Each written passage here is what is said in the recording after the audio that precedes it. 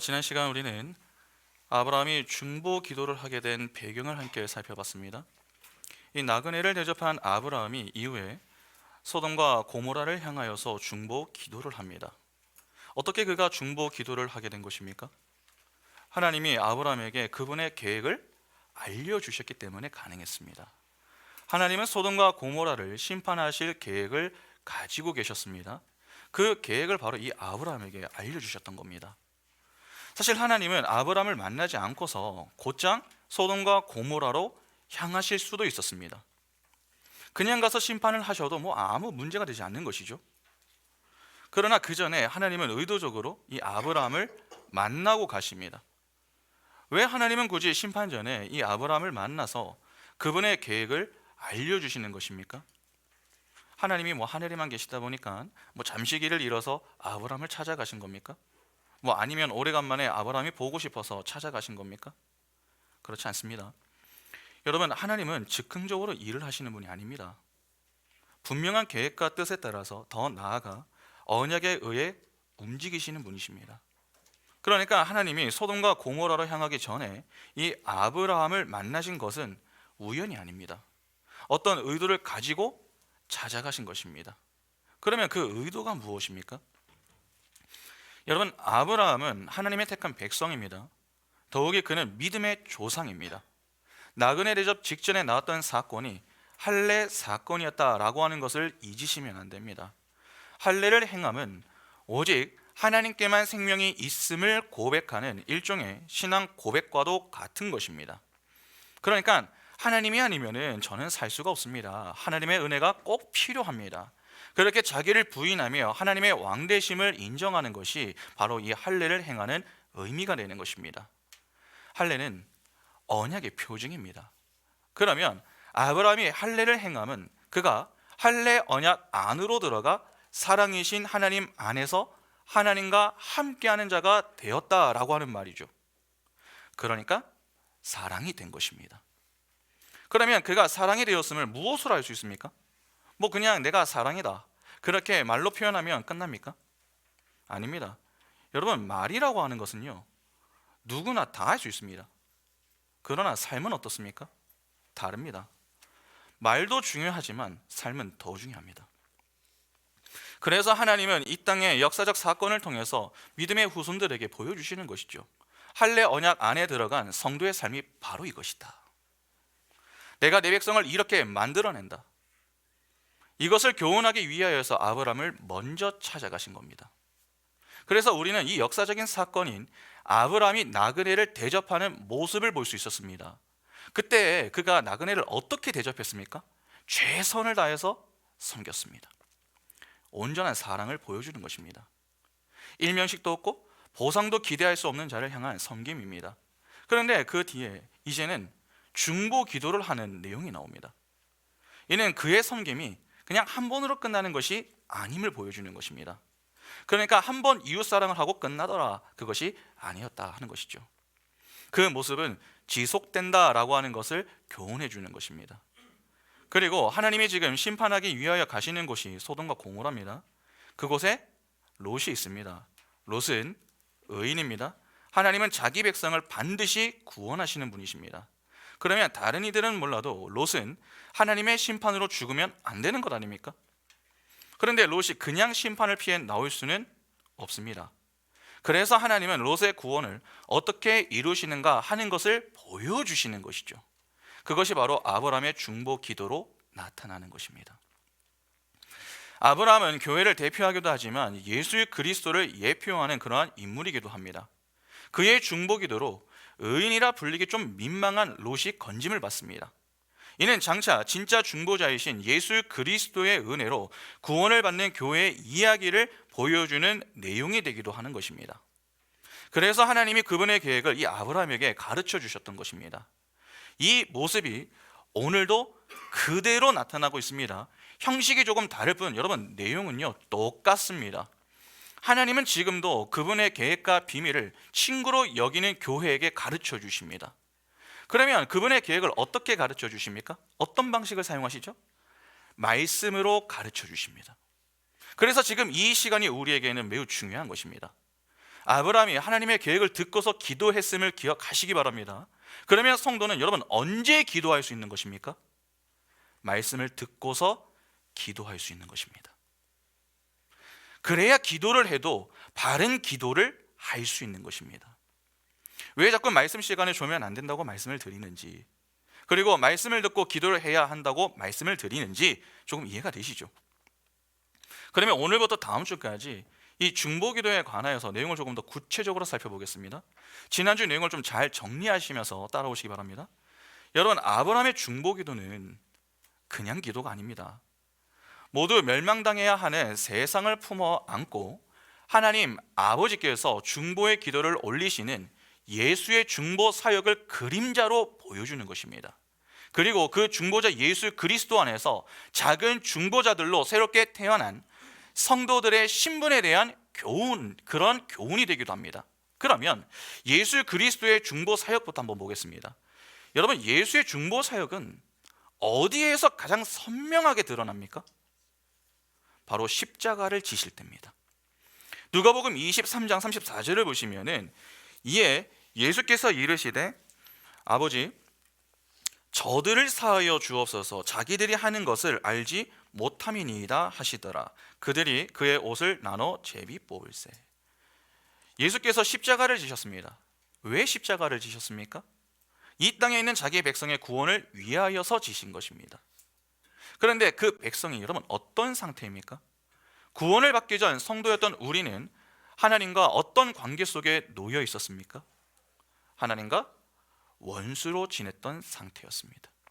로마서 5장 10절 보시면 곧 우리가 원수 되었을 때에 그의 아들의 죽으심으로 말미암아 하나님과 화목하게 되었은즉 화목하게 된 자로서는 더욱 그의 살아나심으로 말미암아 구원을 받을 것이니라. 골로새서 1장 21절에 전에 악한 행실로 멀리 떠나 마음으로 원수가 되었던 너희를.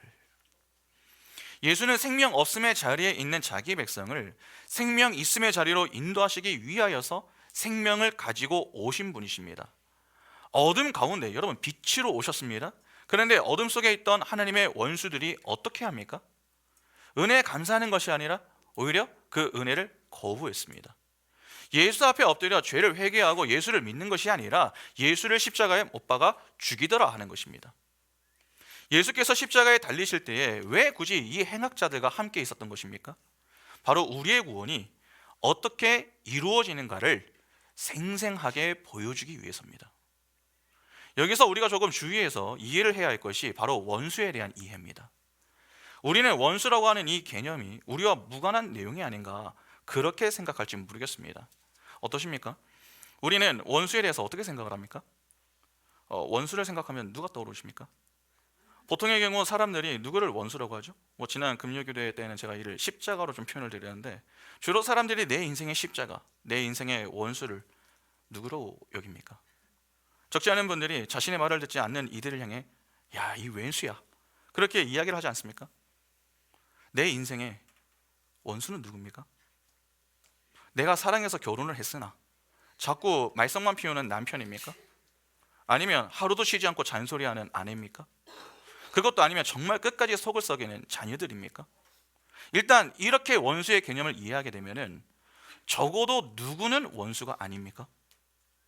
자기 자신은 원수가 아닌 것입니다. 우리 중에 내가 원수다 그렇게 이해하고 있는 이들은 없습니다. 적어도 나는 원수가 아니다. 나는 잘하고 있기 때문에 원수는 나와 무관하다. 그렇게 이야기할 가능성이 더 높죠. 그러나 우리는 세상 사람들과 달리 하나님을 믿기 때문에 우리만큼은 하나님의 원수가 아니다 그렇게 여기는데 성경은 이에 대해 어떻게 이야기를 하는지 조금 주의해서 볼 필요가 있습니다.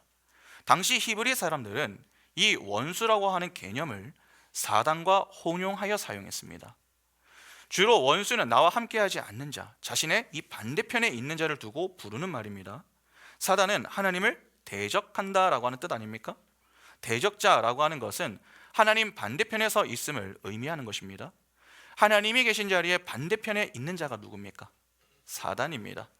하나님이 계신 자리가 하나님이 통치하시는 하나님의 나라인 것이고 사단이 서 있는 자리가 사단이 통치하는 사단의 나라인 것입니다. 하나님의 나라는 킹덤, 왕국입니다. 하나님만이 왕이심을 인정하고 하나님의 다스림에 만족하고 감사하며 그 통치에 절대 순종하는 곳, 그곳이 바로 하나님의 나라입니다. 그러면 사단의 나라는 어떠겠습니까? 정확히 그 반대입니다. 사단은 하나님을 왕으로 인정하지 않습니다. 하나님을 왕으로 여기지 않기 때문에 그러면 자연스럽게 누가 왕이 되는 것입니까? 내가 왕이 되는 것입니다. 사단이 그렇기 때문에 사단의 그 통치를 받는 자들에게도 똑같은 것을 주문하죠. 하나님이 아닌 너희가 스스로 왕이 되어라. 그렇게 내가 왕이 되어서 마음대로 살도록 그냥 가만히 내버려 두는 것입니다. 여러분, 편하게 사사시대를 생각하시면 됩니다. 사사시대를 딱 한 문장으로 요약하라. 그렇게 하면 어떻게 할 수 있습니까? 사사기 21장 25절에 그때 이스라엘에 왕이 없으므로 사람이 각기 자기의 소견에 옳은 대로 행하였더라. 여기 보면 이스라엘에 왕이 없으므로 사람이 자기의 소견에 옳은 대로 행했다라고 합니다. 이 당시 이스라엘이 여러분 어디에 있었죠? 가나안 땅에 있었습니다. 가나안은 하나님이 약속하신 땅을 이야기합니다. 이스라엘이 출애굽할 당시에 그들의 지도자는 모세였습니다. 그런데 모세는 광야에서 죽었습니다. 아직 이스라엘이 목적지까지 이르지 못한 상태입니다. 그래서 하나님이 모세 이후에 허락하셨던 지도자가 여호수아였습니다. 여호수아의 지도 아래 이스라엘은 가나안 땅에 들어왔습니다. 여러분, 하나님이 약속하신 땅에 들어온 것입니다. 그러면 이스라엘은 어디로 들어온 것입니까? 하나님의 나라에 들어온 것입니다. 잘 보시기 바랍니다. 이스라엘이 그 땅을 어떻게 해서 들어왔습니까? 모세와 여호수아를 통해서 들어왔습니다. 모세의 죽음을 밟고 여호수아의 희생을 통해 들어온 것입니다. 그 모세와 여호수아 모두 누구를 예표하죠? 예수 그리스도를 예표합니다. 그러니까 예수 그리스도의 십자가 보혈과 은혜를 통해서 입성하게 되는 곳, 그것이 바로 하나님의 나라임을 보여주는 것입니다. 하나님의 나라의 왕은 하나님이십니다. 그러면 이제 이스라엘이 해야 할 일은 무엇입니까? 그 나라의 진정한 왕이신 하나님의 통치에 믿음으로 순종하면서 하나님의 하나님 되심을 찬양하며 지내야 합니다. 그러나 이스라엘은 어떠했습니까? 아까 읽은 9절에서 뭐라고 했습니까? 왕이 없으므로. 보이지 않지만 진짜 왕이신 하나님이 계심에도 불구하고 그들은 보이는 왕, 즉 여호수아 이후 그들을 이끌어줄 지도자가 없다, 그렇게 여기며 그 이후부터 자기 마음대로 지냈습니다. 하나님 나라에서 이러한 모습이 가능합니까? 불가능합니다. 그래서 하나님이 사사시대에 그렇게 자기 마음대로 사는 이스라엘을 향해서 끊임없이 고통을 당하게 만드셨던 것입니다. 그리고 잠깐 사사들을 보내어서 진짜 사사, 진짜 왕은 하나님밖에 계시지 않음을 교훈해 주셨던 것입니다. 사실 이 내용에 가장 먼저 등장했던 사건이 무엇입니까? 선악과 사건입니다. 본래 아담과 하와가 있었던 그 처음 자리는 하나님을 왕으로 모시며 살던 그 자리였습니다. 그러나 선악과 사건을 통해서 그 자리가 옮겨지지 않습니까? 아니, 왜 하나님만 왕이야? 나도 왕이 될 수 있잖아. 하나님 없어도 나는 행복하게 살 수 있어. 그렇게 반란을 일으키며 있어야 할 자리를 이탈해 버린 것입니다. 있어야 할 자리가 아니라 내가 있고 싶은 자리에 서는 것, 그것이 바로 죄 아닙니까? 하마르티아. 하나님 반대편으로 간 것입니다. 그곳에는 사단이 있습니다. 사단의 통치를 받는 자리에 있는 자들이 하나님의 원수입니다. 그래서 하나님의 원수들은 하나님을 대적합니다. 그 무리에 함께 있었던 자들이 바로 우리입니다. 그 자리에서 교회인 우리가 건짐을 받은 것이죠. 이에 적지 않은 이들이 이야기를 합니다. 그러면 이제 예수를 따르면 하나님의 원수가 아니지 않습니까? 그렇게 말입니다. 예수를 따른다. 그래서 예수의 제자라 불린다. 그러면 하나님의 원수가 아닙니까? 어떻게 생각하십니까? 우리가 예배당에 나와서 예배하고 헌금하고 봉사하고 전도와 선교를 하면은 이제는 하나님의 원수가 아닙니까? 여러분, 우리 중에 내가 하나님의 원수라고 생각이 드는 그런 분들 계십니까? 이 자리에? 아무도 안 계시죠. 대부분 나는 아브라함과 같이 하나님의 친구라고 주장을 하지 내가 바로 하나님의 원수입니다, 그렇게 이야기할 사람은요 없습니다. 그런데 사실 우리의 주장은 그리 중요하지 않습니다. 왜냐하면은 하나님의 판단은 우리의 주장과 다를 수 있기 때문입니다. 잘 생각해 보시 바랍니다. 예수의 공생의 시절 유대인들이 어떻게 지냈습니까? 그냥 세상 사람들처럼 지냈습니까? 그렇지 않습니다. 그들은 율법을 준수하며 지냈고 절기가 되면은 제사를 드리기 위하여서 예루살렘에 방문을 하기도 했습니다. 그러니까 율법에 무지한 상태로 지냈던 것이 아닙니다. 침묵기 400년을 지나가는 동안에도 여러분 유대인들의 종교적 열심은요 사라지지 않았습니다. 바리새인과 서기관들을 한번 생각해 보시기 바랍니다. 율법을 공부하고 가르치는 일들을 했으며 율법 준수에 자신의 인생을 걸면서 최선을 다해 살아내는 이들이 적지 않았습니다. 바울이 고백했던 것처럼 율법에 흠이 없도록 그들 나름대로 노력을 하며 지내는 이들이 제법 있었다는 것입니다. 그들은 그렇게 지내면서 하나님께 칭찬을 들을 것이다 그렇게 생각을 했죠. 다시 말해서 다른 이들은 몰라도 우리는 하나님의 백성이요 하나님은 우리를 친구로 여겨주실 것이다 라고 하는 믿음이 강했다는 것입니다. 그 누구도 자신들이 하나님의 원수다 그렇게 여기는 사람 없었습니다. 그런데 예수께서 오셔서 그런 그들을 향하여서 뭐라고 말씀하십니까? 마태복음 23장 33절과 34절 보시면 뱀들아 독사의 새끼들아 너희가 어떻게 지옥의 판결을 피하겠느냐. 그러므로 내가 너희에게 선지자들과 지혜 있는 자들과 서기관들을 보내매 너희가 그 중에서 더러는 죽이거나 십자가에 못 박고 그 중에서 더러는 너희 회당에서 채찍질하고 이 동네에서 저 동네로 따라다니며 받게 하리라. 요한복음 8장 44절과 45절에 너희는 너희 아비 마귀에게서 났으니 너희 아비의 욕심대로 너희도 행하고자 하느니라. 그는 처음부터 살인한 자요 진리가 그 속에 없으므로 진리에 서지 못하고 거짓을 말할 때마다 제 것으로 말하나니 이는 그가 거짓말쟁이요 거짓의 아비가 되었음이라. 내가 진리를 말함으로 너희가 나를 믿지 아니하는도다. 율법 준수의 모든 것을 걸면서 지냈었던 이 바리새인들을 향하여 예수는 독사의 새끼라고 일갈하실 뿐 아니라 너희의 아비가 마귀다 그렇게 말씀하셨습니다. 그들의 아비가 마귀면은 여러분 그들도 마귀란 말 아닙니까? 그러니까 예수는 그렇게 율법을 사랑하고 율법에 순종하여 살기를 힘쓰며 지냈던 그 바리새인과 서기관들을 향하여서 너희가 바로 하나님의 원수야 그렇게 말씀을 하셨던 겁니다. 여러분 상당히 충격적이지 않으십니까? 오늘날로 보면은 예배당에 나오지 않는 이들이 아니라 예배당에 나오는 이들에게 하신 말씀입니다. 종교적인 열심을 가지고 예배에 빠지지 않았습니다. 헌금도 잘하고 봉사를 비롯하여서 모든 섬김에 본을 보이며 사람들의 인정을 받을 만큼 열정적으로 지내는 이들에게 너희가 바로 하나님의 원수다 그렇게 말씀하신 겁니다. 그런데 아마 누군가는 에이 목사님 그것은 바리새인과 서기관들에게만 해당되는 것 아니겠습니까? 그렇게 아직까지 우리가 하나님의 원수라고 하는 것을 인정하고 싶지 않은 분들이 계실지 모르겠습니다. 그러면 이 사건은 어떻습니까? 마태복음 16장 16절부터 24절 보시면 시몬 베드로가 대답하여 이르되 주는 그리스도시요 살아계신 하나님의 아들이시니이다. 예수께서 대답하여 이르시되 바요나 시몬아 내가 복이 있도다. 이를 내게 알게 한 이는 혈육이 아니요 하늘에 계신 내 아버지시니라. 또 내가 내게 이르노니 너는 베드로라. 내가 이 반석 위에 내 교회를 세우리니 음부의 권세가 이기지 못하리라. 내가 천국 열쇠를 내게 주리니 내가 땅에서 무엇이든지 매면 하늘에서도 매일 것이요 내가 땅에서 무엇이든지 풀면 하늘에서도 풀리리라 하시고 이에 제자들에게 경고하사 자기가 그리스도인 것을 아무에게도 이르지 말라 하시니라.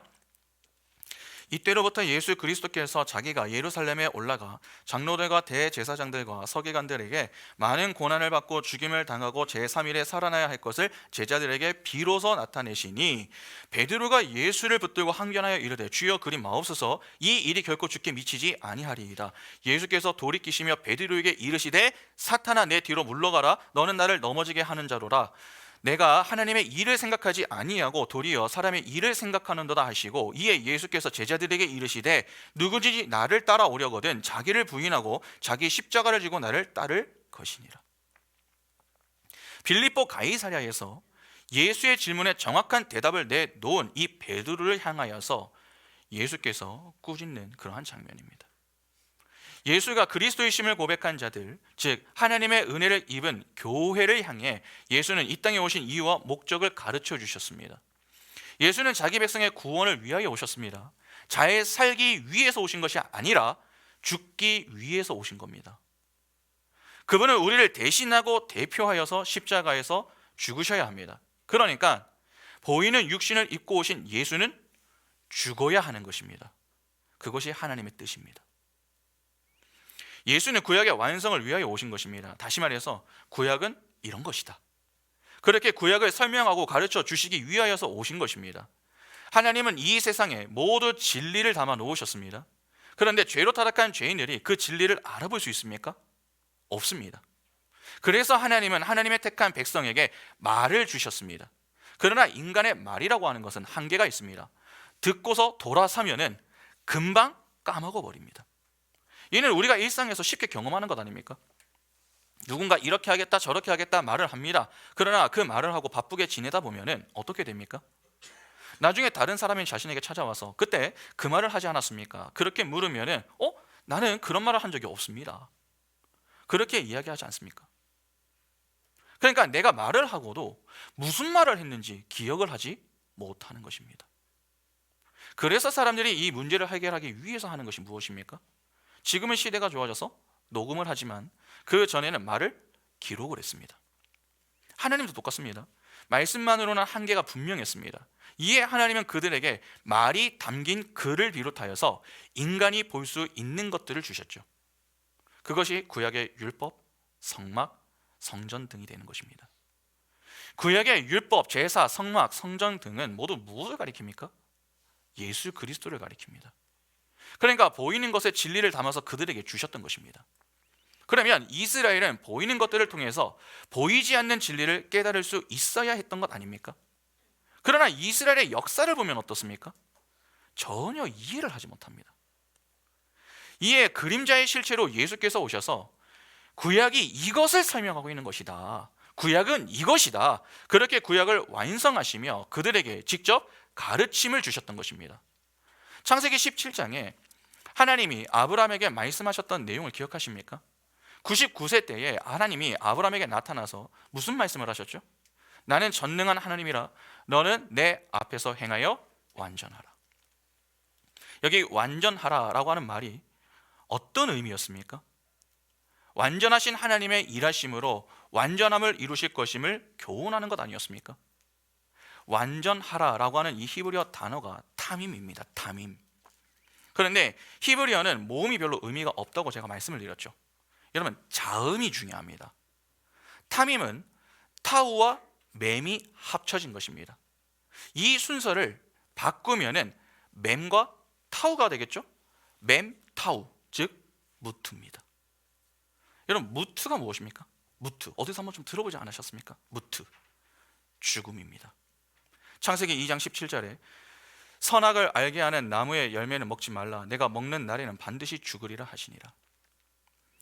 하나님이 아담과 하와에게 선악과에 대해서 말씀을 하시면서 그것을 먹는 날에는 정령 죽을 것이다. 그렇게 말씀하셨습니다.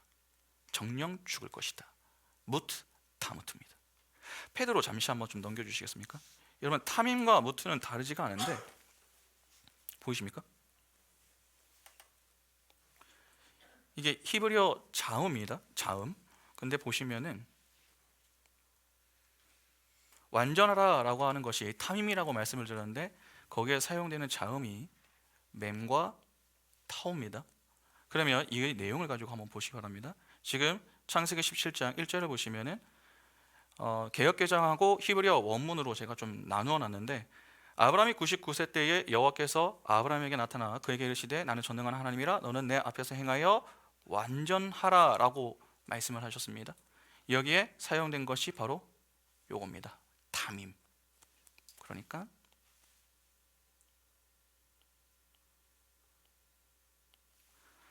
이렇게 되는 겁니다. 자음만 가지고 보면. 그런데 요거를 거꾸로 본 게 무트라고 있습니다. 창세기 2장 17절 개역개정과 히브리어 원문을 보시면 선악을 알게 하는 나무의 열매는 먹지 말라. 내가 먹는 날에는 반드시 죽으리라. 여기 보시면은 요게 무트 타무트입니다. 아까는 이렇게 되어 있었는데 순서가 바뀌어 있죠. 순서가 바뀌어 있습니다. 이렇게. 이해가 되시죠? 그러니까 순서가 바뀌어 있는데 의미는 완전히 달라지는 겁니다. 완전과 죽음. 그러니까 탐임과 무트는 여러분 다르지가 않습니다. 완전과 죽음. 당시 사람들은 이 둘을 그래서 같은 단어로 이해를 했습니다. 그러면 당시 히브리 사람들은 완전하기 위해서는 반드시 무엇이 필요하다 그렇게 생각을 했겠습니까? 죽음이 필요하다 그렇게 생각했습니다. 그러니까 죽어서 완전하게 된다 그렇게 이해를 했던 것입니다. 그러면 하나님이 아브라함에게 너는 내 앞에서 행하여 완전하라 라고 하신 것은 무슨 말씀이겠습니까? 내가 너를 죽여 완전하게 만들 것이다 그 말입니다. 그래서 이 말씀 이후에 나오는 것이 바로 할례 사건입니다. 남자의 생식기를 잘라버리는 것이죠. 인간 측에서의 생명 상실입니다. 이는 생명은 오직 하나님께만 있음을 고백하는 행위 아닙니까? 그러니까 죽음으로 완전하게 되는 것입니다. 예수는 구약을 성취하기 위하여서 오신 분이십니다. 예수만이 완벽하게 율법을 다 지킬 수 있는 의인이시고 하나님의 뜻을 이루실 수 있는 분이십니다. 그러면 반드시 무엇이 있어야 하는 것입니까? 죽음이 있어야 합니다. 그래서 육을 입고 오신 예수가 십자가에서 죽으시는 겁니다.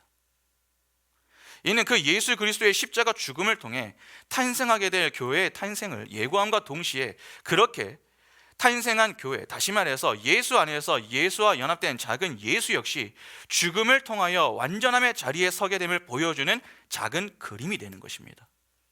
그래서 우리가 구원을 받은 이후에 광야 인생길에서 무엇을 합니까? 자기 부인의 과정을 지나가게 되는 것입니다. 내 육적 지하가 죽는 훈련을 받아서 점점 나는 사라지고 예수 그리스도만 남는 그러한 과정을 지나가게 되는 것입니다. 그리고 마지막 날 하나님 나라에 들어가죠. 그곳에는 누가 없습니까? 내가 없습니다. 오직 하나님만 계시는 겁니다.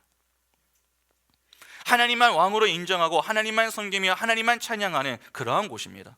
여러분 이해가 되십니까? 그러니까 완전이라고 하는 그 기준에서 완전하지 않은 그 모든 것들은 다 수치가 되는 것입니다. 이번 주 금요 기도회 때 볼 누가복음 본문이 바로 이 부분을 다루기 때문에 자세한 것은 그때 다루기로 하고 다시 이 본문의 이야기로 돌아와 보시죠. 예수의 순한 예고는 하나님의 택한 백성인 교회에게만 주어지는 것입니다. 예수는 반드시 죽으셔야 합니다. 그렇게 하나님의 뜻을 이루셔야 합니다. 그런데 그런 예수의 말을 누가 막아섭니까? 베드로가 막아섭니다. 아까 읽은 마태복음 16장 22절을 보면은 베드로가 예수를 붙들고 항변했다라고 했습니다. 이는 꾸짖고 책망을 했다라고 하는 뜻입니다. 베드로는 예수의 말을 가로막고 절대로 그런 일이 생기지 않을 것이다 그렇게 이야기를 했습니다. 베드로가 왜 이렇게 말을 한 것입니까? 자신을 위해서였습니다. 모든 것을 버리고 따르는 자신들을 버려두고서 어디를 가시느냐 하는 것입니다. 그렇게 내버려 두지 않겠다는 것이죠. 이에 예수께서 베드로를 향해서 뭐라고 하십니까? 야 베드로야 고맙다. 그래도 나를 생각해 주는 것은 너밖에 없구나. 그렇게 칭찬을 아끼지 않으셨던 것이 아니라 그를 보시고 사탄아 내 뒤로 물러가라 그렇게 말씀하셨습니다. 이는 베드로를 향해서 사탄이라고 하신 게 아니라 베드로야 그게 대적하는 거야. 그게 사단이야. 그런 말입니다. 베드로가 하는 말이 왜 하나님을 대적하는 것이 됩니까? 마태복음 16장 22절을 다시 한번 보시기 바랍니다. 예수께서 돌이키시며 베드로에게 이르시되 사탄아 내 뒤로 물러가라. 너는 나를 넘어지게 하는 자로다. 내가 하나님의 일을 생각하지 아니하고 도리어 사람의 일을 생각하는도다 하시고. 그 이유가 무엇입니까? 그것이 바로 하나님의 일이 아닌 사람의 일이 되기 때문에 그렇습니다. 예수는 하나님의 일을 말씀하고 계시는데 베드로는 사람의 일을 이야기하고 있습니다. 오늘 우리가 바로 여기에 해당하는 것 아닙니까? 하나님은 예수를 통해서 하나님의 뜻을 이루시려고 말씀을 통해서 자꾸 우리를 죽이시려고 하시는데 우리는 어떻습니까? 자꾸 예수 보고 예수님 죽지 마세요. 죽지 마시고 저를 위해서 오래 장수하셔서 저를 좀 도와주세요. 그래서 제가 힘들지 않도록 도와주시고 저의 문제를 해결해 주세요. 저를 성공하게 해주세요. 어디 가시면 안 돼요? 그렇게 베드로와 같이 예수를 위한 척 그렇게 이야기를 하지만 우리는 우리를 위하여 예수를 찾을 때가 얼마나 많습니까? 예수는 그런 베드로를 향하여 그게 하나님을 대적하는 거야, 그게 하나님의 원수야, 그렇게 말씀하셨던 겁니다. 그러면 오늘 우리는 정말 하나님의 원수와 무관한 것입니까? 내 몸만 여기에 있다고 하나님의 친구가 되는 것이 아닙니다. 내 마음이 여기에 없다면 우리는 하나님의 원수인 것입니다. 하나님의 뜻에 전혀 관심이 없습니다. 오직 나에게만 관심이 있습니다. 그래서 하나님의 뜻이 이루어지기를 위하여 기도하는 것이 아니라 내 뜻이 이루어지기를 위하여 기도하고 있다면 하나님은 그런 우리를 향해서 그게 사단이야, 그렇게 말씀하실 겁니다. 그러니까 예수께서 하나님께 중보기도한 원수를 여러분 멀리서 찾을 필요가 없습니다. 바로 우리 자신이 하나님의 원수입니다. 우리를 위하여 예수께서 중보해 주심으로 우리가 죄사함을 얻은 것입니다. 사실 우리가 바로 그 소돔 고모라 속에서 죄로 뒹굴며 지냈던 자들이었습니다. 그런데 어떤 이가 우리의 실체를 폭로해 버렸습니다. 감추고 싶은 실체가 고스란히 폭로가 되는 것입니다. 이를 좋아할 사람은 없습니다. 이에 자신의 실체를 폭로하는 자를 죽여버리기로 합의를 했습니다. 하나님은 그분의 공의로 그런 자들을 다 죽이셔야 합니다. 그런데 하나님 아버지의 분노를 막아서서 그 속에 있는 창세전 구원받기로 택함을 받은 의인들을 위해 기도를 하십니다. 아버지여, 저들을 사하여 주옵소서. 이것이 예수의 위대한 중보 기도인 것입니다. 그렇게 여전히 소돔과 고모라 속에서 예수를 죽이고 바라바를 내달라고 외쳤던 택함을 입은 자들이 의인이 되어 살아 나오게 되는 것, 여러분 그것이 바로 구원입니다. 성경을 보면은 하나님이 소돔과 고모라를 심판하기 위하여서 불을 가지고 가셨습니다. 그런데 아브라함이 그 길을 막아서서 그곳에 있는 의인들을 생각해 달라 그렇게 기도를 합니다. 이 아브라함의 기도에 의해서 소돔과 고모라 속에서 살고 있었던 롯이 의인의 반열에 들어가 그곳에서 건짐을 받습니다. 이를 두고 성경은 이렇게 이야기합니다. 창세기 19장 28절과 29절 보시면은 소돔과 고모라와 그 온 지역을 향하여 눈을 들어 연기가 옹기 가마에 연기같이 치솟음을 보았더라. 하나님이 그 지역의 성을 멸하실 때, 곧 롯이 거주하는 성을 엎으실 때에 하나님이 아브라함을 생각하사 롯을 그 엎으시는 중에서 내보내셨더라. 19장을 공부할 때 우리가 보겠지만 여러분, 롯은요 소돔과 고모라를 매우 사랑했었던 사람입니다. 그래서 하나님의 천사가 강제로 끌고 나오기 전까지 어떻게든지 버티려고 하죠. 그는 아브라함의 중보와 하나님의 은혜로 소돔과 고모라의 그 멸망에서 빠져나올 수 있었던 것입니다. 하나님의 심판에서 건짐을 받은 것입니다. 그러나 이후 그가 보인 모습이 무엇입니까? 수레시아에서 두 딸과 근친상간을 하여 모압과 암몬을 낳았습니다. 베드로 후서를 보면은 베드로는 이 롯을 가리켜서 의인이다 그렇게 이야기를 하지만 사실 롯의 모습을 보면은 의인이라고 보기가 너무나도 어렵습니다.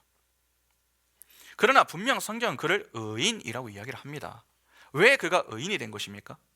창세기 19장 29절에서 그 롯이 소돔에서 빠져나오게 된 그 이유를 하나님은 아브라함을 생각하사 그렇게 기록을 하고 있습니다. 그러니까 롯이 의인이 될 수 있었던 것은 아브라함의 중보 때문이었던 것입니다. 아브라함은 예수 그리스도를 예표하는 인물입니다. 그리고 롯은 오늘날 우리의 모습과 똑같습니다. 그러면 우리가 의롭게 될 수 있었던 것은 무엇 때문인 것입니까? 예수 그리스도의 중보 때문인 것입니다. 그러니까 오늘 우리의 의인됨은 우리의 노력, 우리의 됨됨이가 손톱만큼도 기여하지 못하는 것입니다. 그래서 성경은 우리의 구원을 보상이라고 이야기하지 않고 선물이라고 이야기하는 것입니다. 에베소서 2장 8절과 9절 보시면 너희는 그 은혜에 의하여 믿음으로 말미암아 구원을 받았으니 이것은 너희에게서 난 것이 아니요 하나님의 선물이라. 행위에서 난 것이 아니니 이는 누구든지 자랑하지 못하게 함이라. 처음 인간은 하나님과 교제가 가능했었던 그 자리에 있었습니다. 하나님과 교제가 가능했다라고 하는 것은 인간이 의로운 상태였다라고 하는 것을 의미합니다. 여러분, 의가 무엇이죠? 이제는 아시죠? 의.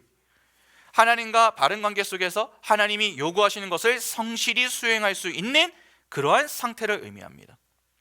그런데 그 관계가 죄로 인해 어떻게 됩니까? 깨어지게 됩니다. 그러니까 죄로 인해 인간은 더는 하나님과 바른 관계를 가질 수 없게 된 것입니다. 하나가 둘이 되었습니다. 이 둘을 다시 하나가 되도록 그 사이에 중보자로 서신 분이 예수 그리스도이십니다. 그 중보자이신 예수 그리스도 안에서 작은 예수로 재탄생하여 예수 그리스도의 지체가 될 수 있는 것이죠. 로마서 12장 5절 보시면 이와 같이 우리 많은 사람이 그리스도 안에서 한 몸이 되어 서로 지체가 되었느니라. 하나님은 창세전 언약에 따라 택한 자기 백성을 구원하십니다. 반드시 구원하십니다. 그런데 그 구원은 누구를 통해 이루십니까? 유일한 중보자이신 예수 그리스도를 통해 이루십니다. 그래서 할례 언약 속에 들어있는 교회인 우리는 예수 그리스도의 중보 사역을 인생 속에서 경험하며 살게 되는 것입니다. 그러면 생각해 보시기 바랍니다. 중보 사역을 하실 수 있는 분이 예수 그리스도밖에 없다면 중보 기도를 할 수 있는 사람은 누굽니까? 예수 그리스도 안에서 중보자가 된 자신의 신분을 명확하게 이해한 사람, 내가 작은 예수가 되어서 작은 예수의 인생을 사는 자임을 아는 자만이 중보의 기도를 할 수 있는 것입니다.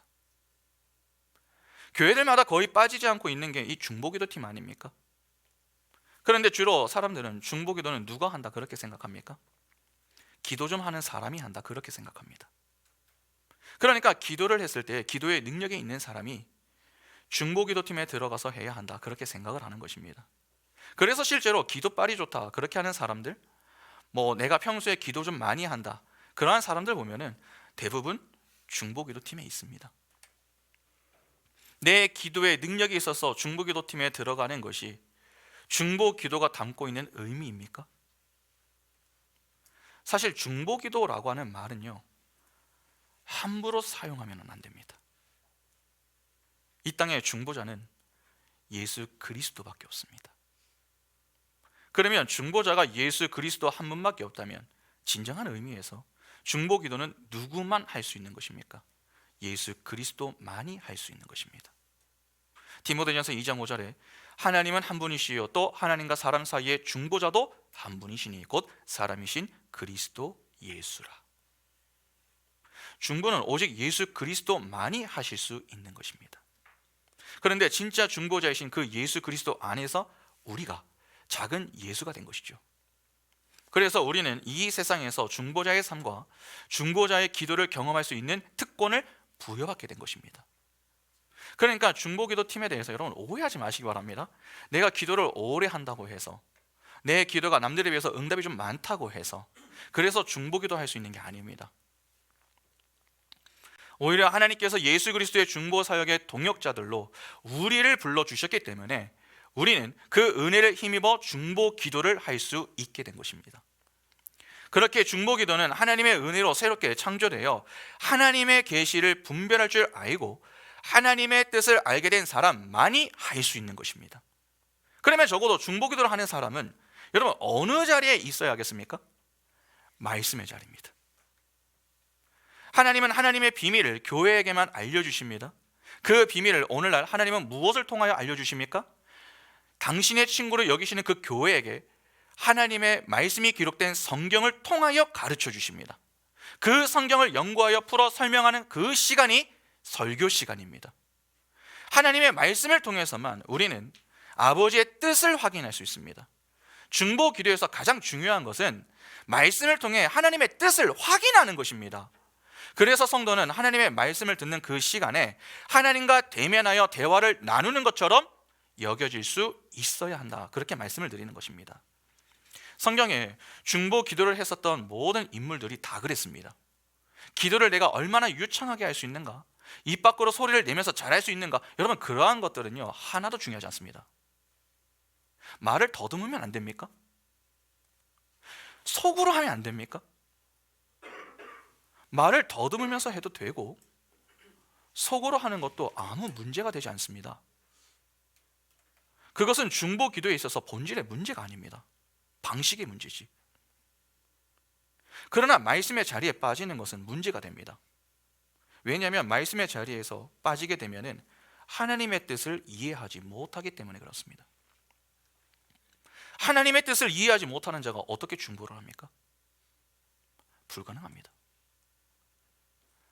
그러니까 모든 성도가 다 그렇지만 중보기도 팀의 경우는 더더욱 말씀의 자리를 사수할 수 있어야 하는 것입니다.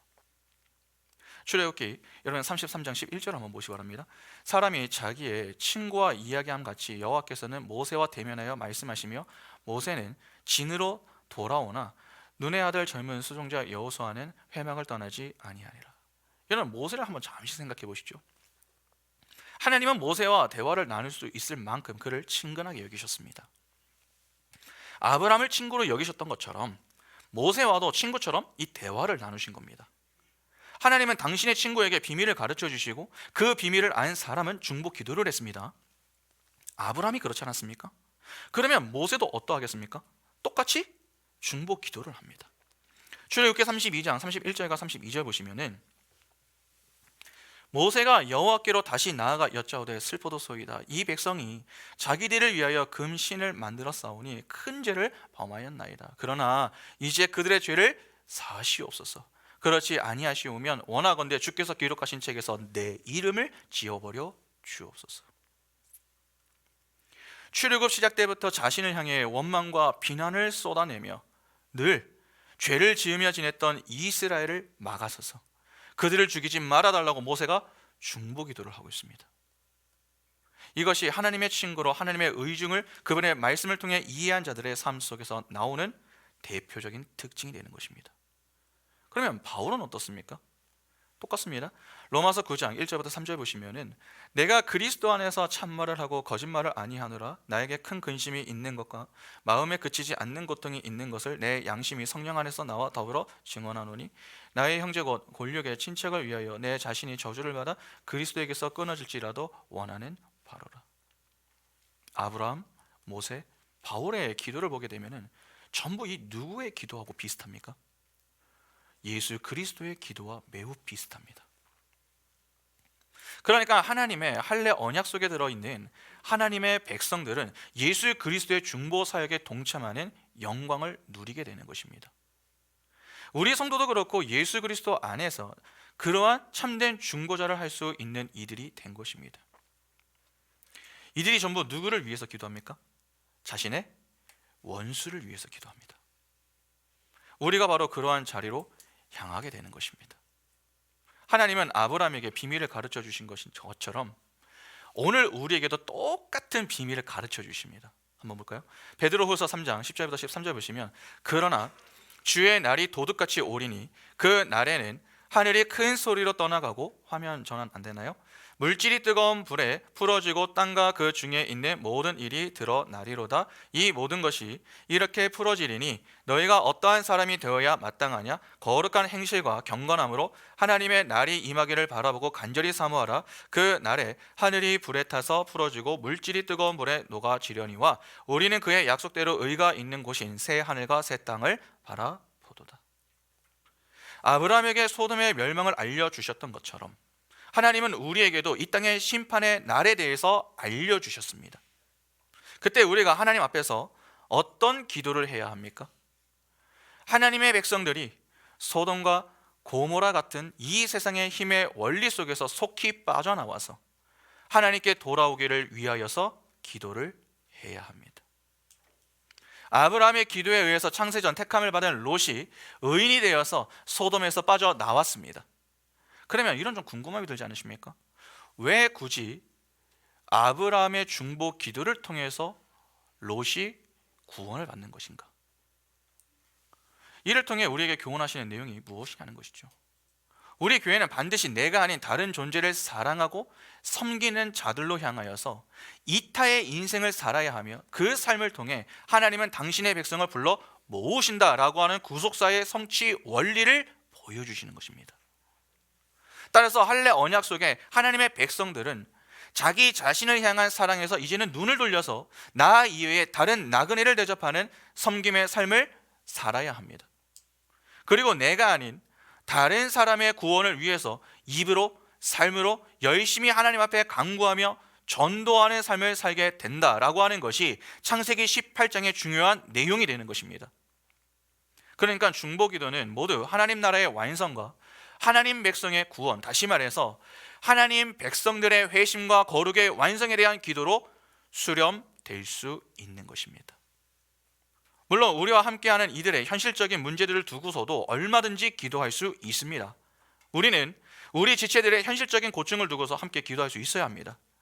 여러분, 아픈 사람들이 있다면 병이 낫기를 위하여서 기도하고, 또 경제적인 어려움으로 힘들어하는 이들이 있다면 경제적인 문제를 해결하기 위하여서 함께 기도를 할 수 있어야 합니다. 그러나 우리의 중보기도의 목적이 단지 이 땅의 문제에서의 해결, 즉 문제 없음의 상태에 머문다면 그것은 성경이 교훈하는 바른 중보기도다, 그렇게 볼 수 없습니다. 중보기도는 하나님과 죄인들 사이에서 그 죄인들의 죄를 자신이 짊어지고 대신 죽겠다는 사랑의 기도여야 합니다. 예수 그리스도께서 그러하셨습니다. 그러면 그 예수 그리스도 안에서 연합된 작은 예수의 기도도 그러해야 하는 것 아닙니까? 아브라함이 그렇게 기도를 했습니다. 모세의 기도가 그러하였고 바울의 기도도 그러하였습니다. 우리의 중보기도도 그러해야 하는 것입니다. 예수 그리스도의 십자가를 그 내용으로 하고 있어야 합니다. 그러면서 동시에 현실의 문제들을 두고서 함께 기도할 수 있어야 하는 것이지, 그것들만 두고서 기도하는 것은 아니다라고 하는 것입니다. 경제적인 문제 해결, 병의 치유를 목적으로 하는 것이 아니라 그러한 일들과 과정을 지나면서 우리와 함께하는 믿음의 동력자들이 하나님의 거룩한 백성으로 잘 지어갈 수 있기를 위하여서 기도하는 것, 그것이 진짜 중보기도가 되는 것입니다. 나의 거룩과 나의 지체들의 거룩, 그리고 아직도 주님을 제대로 알지 못하고 세상 속에서 방황하는 하나님의 택한 백성들이 속히 하나님의 품으로 돌아와 거룩한 백성이 되어 하나님 나라의 완성이 이루어지기를 위하여서 기도하는 것, 그것이 할례 언약 속에 들어있는 하나님의 백성들의 기도인 것입니다. 그러면 여기서 이런 질문을 좀 던져볼 수 있습니다.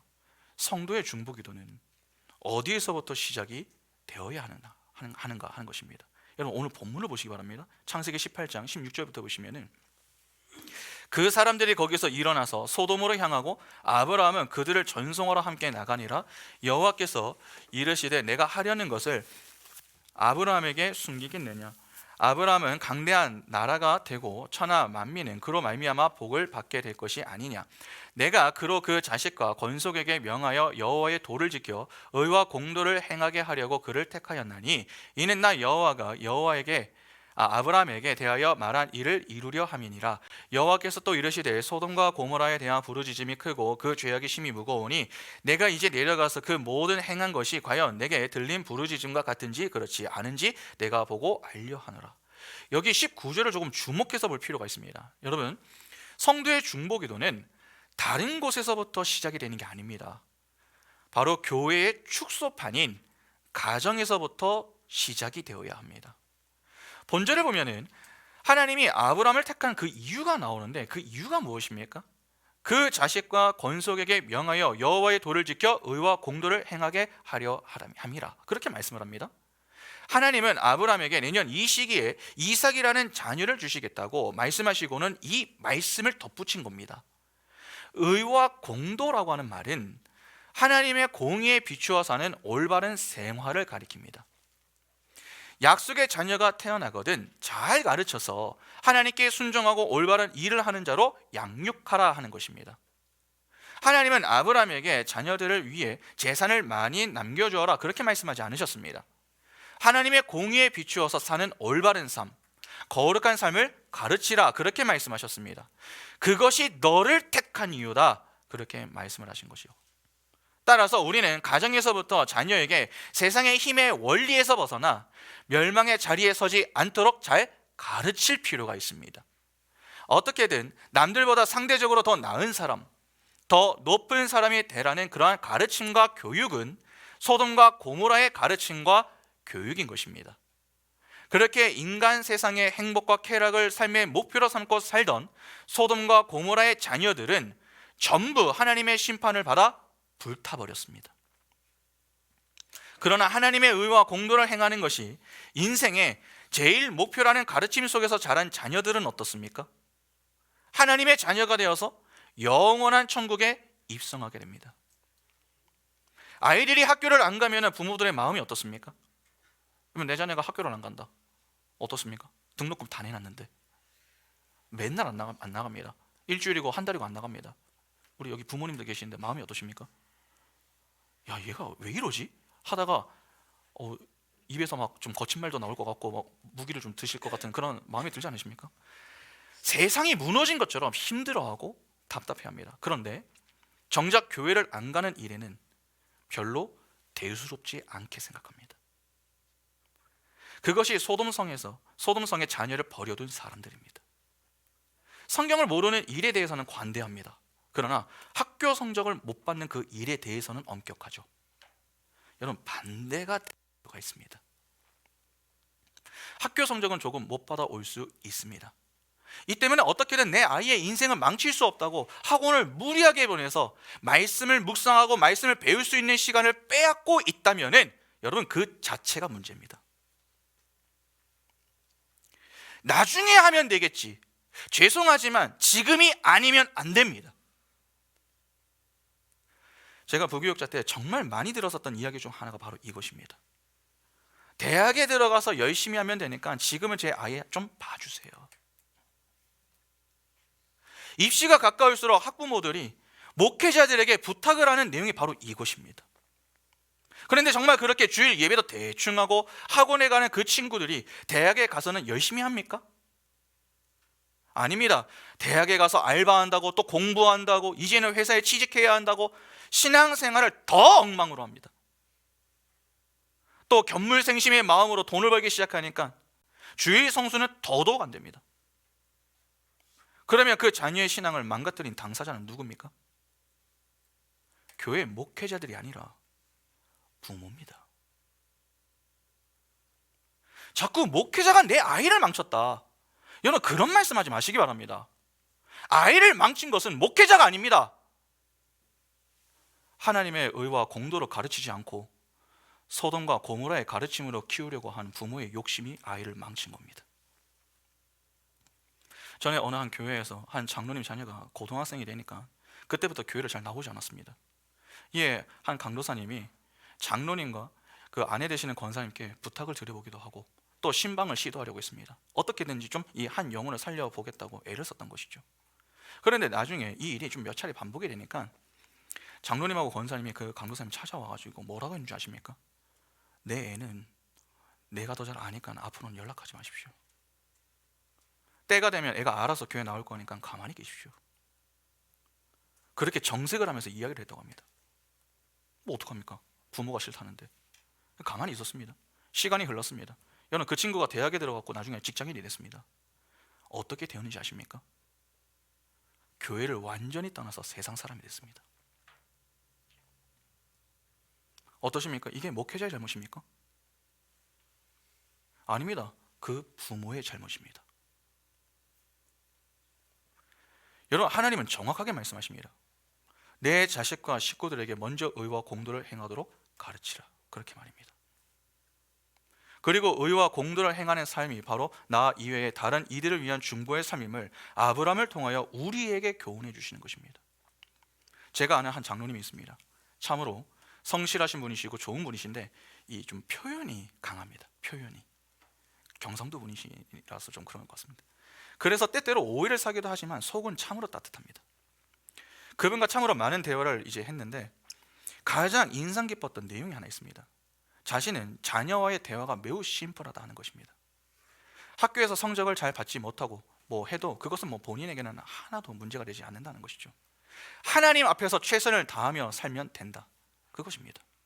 그래서 이분이 다른 것은 다 봐주는데 딱 하나 봐주지 않는 것이 있다고 합니다. 어떤 이유로든 예배를 빠지는 것은 안 된다는 것입니다. 예배를 소홀히 하거나 예배를 빠졌다, 그러면 그날로 집이 난리가 나는 것입니다. 그래서 제가 물어봤습니다. 아니, 왜 그렇게까지 신앙교육에 대해서는 엄하게 하십니까? 그러니까 이렇게 말씀해 주셨습니다. 목사님, 신앙은 타협의 대상이 아니기 때문입니다.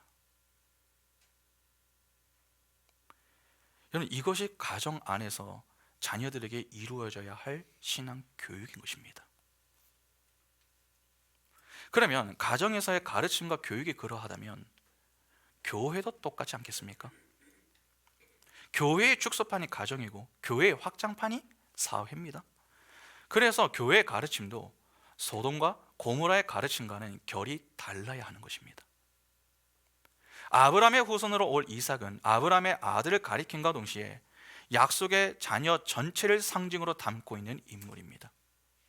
따라서 아브라함의 후손에게 가르쳐야 할 의와 공도의 삶은 바로 오늘 우리에게 가르쳐져야 할 내용이기도 한 것입니다. 하나님의 힘을 이용해서 이 땅에서의 힘과 쾌락을 얻어내겠다는 번영의 신학은요, 정말 잘못된 것입니다. 소돔과 고모라의 가르침입니다. 하나님의 약속의 후손들에게 주어져야 할 가르침은 우리가 지금까지 확인한 것처럼 하나님의 뜻에 순종하여 의와 공도를 행하는 삶에 관한 것이어야 합니다. 힘의 원리를 버리고 자기 부인과 순종의 삶을 열심히 가르치고 살아내야 하는 것이 성도의 삶인 것입니다. 거기에서 진정한 예수 그리스도의 중보자의 삶이 나오게 되는 것이죠. 그리고 그런 자들에게서 나오는 기도가 진짜 중보 기도인 것입니다. 그러니까 가정에서 실패하고 말씀의 자리에서 실패한 사람은 진정한 의미에서 중보 기도를 할 수 없는 것입니다. 여러분, 오늘날 왜 이렇게 세상이 어두워졌습니까? 본래 세상은 어두웠습니다. 그런데 점점 더 어둠을 향해서 가고 있습니다. 그 이유가 무엇입니까? 오늘 우리가 배운 내용에 따라서 표현을 한다면 죄인들이 서로 중보의 삶을 살지 못하기 때문입니다. 다시 말해서 이타가 아닌 이계의 삶을 고수하기 때문이다라고 하는 것이죠. 어떻게든 내가 왕이 되어서 이 땅에서 호의호식하는 것이 모든 죄인들의 목표가 되었기 때문입니다. 그래서 지금의 이러한 모습이 생겨난 것입니다. 그런데 그러한 세상 가운데 존재하는 오늘 우리 교회들이 어떻습니까? 정말 중보자의 삶을 살고 있습니까? 누군가 우리에게 그렇게 질문을 한다면 참으로 부끄러운 모습이 많지 않겠습니까? 세상을 향해서 이렇다 저렇다 그렇게 이야기를 하기 이전에 오늘 우리의 모습부터 돌아볼 필요가 있습니다. 교회인 우리가 정말 교회다운 모습이 있는지, 성도가 성도다운지 그것부터 고민을 해야 합니다. 어떠십니까? 우리 가정은 정말 말씀 안에서 서로를 위해서 사랑으로 중보하고 있습니까? 우리 교회는 말씀을 배우는 그 일에 열심을 내면서 말씀의 자리에서 하나님의 뜻을 바르게 이해하고 헤아려서 그 뜻을 붙들고 이웃을 향하여 중보하는 그 일에 사활을 걸고 있습니까? 교회의 생명은 하나님의 은혜의 여부로 결정이 됩니다. 하나님이 은혜의 방편으로 허락하신 것이 무엇입니까? 말씀과 기도입니다. 말씀과 기도는 선택이 아닙니다. 필수입니다. 교회가 다른 것은 다 잘 되는데 말씀과 기도가 제대로 되지 않는다. 우리 가정이 화목하고 단합은 잘 되는데 말씀과 기도가 빠졌다. 다른 것은 다 되는데 말씀이 빠졌다면 이미 병든 것입니다. 믿음의 가정이 그렇다면 그렇다는 것이죠. 여러분, 교회라고 하는 그 간판을 달고 있다고 해서 다 교회가 되는 것은 아닙니다. 이 시대에 교회답지 않은 가짜 교회가 얼마나 많은지 모릅니다. 하나님의 은혜를 사모하며 말씀과 기도의 사활을 거는 교회, 예수 그리스도라는 생명을 가지고 있는 그 교회가 진짜 교회인 것입니다. 우리가 진정으로 감사해야 할 것이 있다면 무엇입니까? 우리 가정에 아픈 사람이 없고 재정적인 어려움이 없는 것입니까? 우리 교회에 사람이 많아지고 아쉬운 말을 하지 않는 것입니까? 물론 그러한 것에도 감사할 수 있어야 합니다. 그러나 더 중요한 것이 있습니다. 우리 가정이 말씀 안에서 함께 할 수 있음에 감사할 수 있어야 합니다. 우리 교회가 바른 말씀을 배울 수 있는 곳임에 감사할 수 있어야 합니다. 바른 말씀이 선포되지 않는 교회는 죄송하지만 죽은 교회입니다. 말씀으로 인한 생명의 복음을 매 시간 배울 수 있음에 우리는 진심으로 감사할 수 있어야 합니다.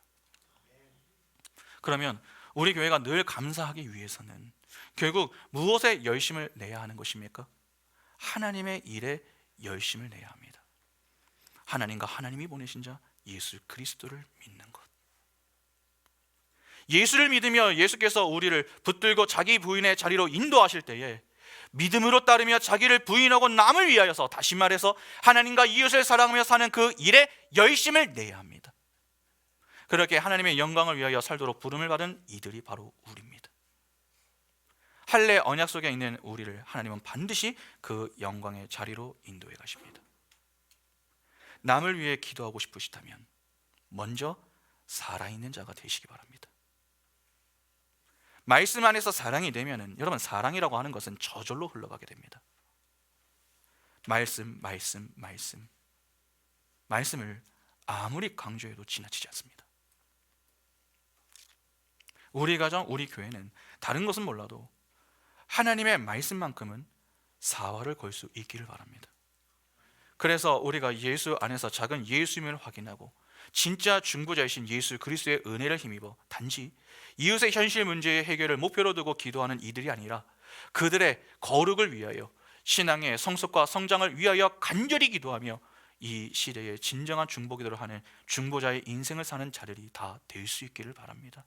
그리하여 우리의 입술과 삶을 통하여서 지금도 살아 역사하시는 그 하나님을 바라보며 늘 감사하고 주님 부르시는 그 날에 이르기까지 주님께만 충성하는 복의 인생의 주인공들이 바로 우리 모든 성도들의 인생이 다 될 수 있기를 간절히 소망합니다. 함께 찬양하겠습니다.